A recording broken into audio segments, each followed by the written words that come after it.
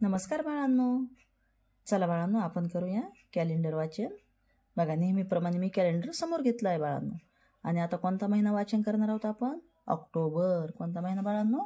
October 2024. बघा, महिना कितवा आहे? 10वा. कितवा महिना आहे बाळांनो हा? 10वा. बघा, तर नेहमीप्रमाणे बघा, वार सांगते तुम्हाला कोणते. तर रविवार, सोमवार, मंगळवार, बुधवार, गुरुवार, शुक्रवार, शनिवार. हे काय आहेत? आठवड्याचे 7 वार आहेत बाळांनो.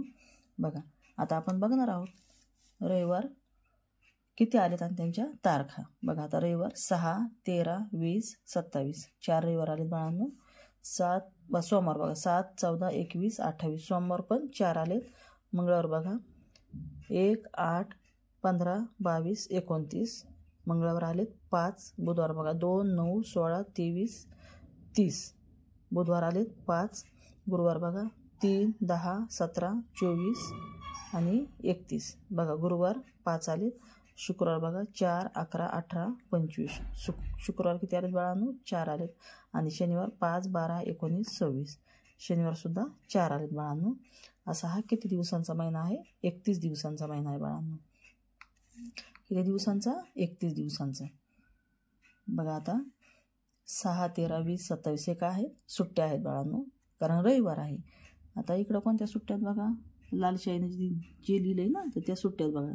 महात्मा गांधी जयंती. बघा, 2 तारखेला काय आहे बाळांनो? 2 ऑक्टोबरला महात्मा गांधीजींची जयंती आहे की नाही?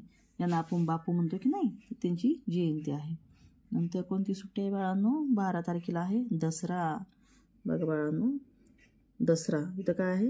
दसरा आहे बाळांनो.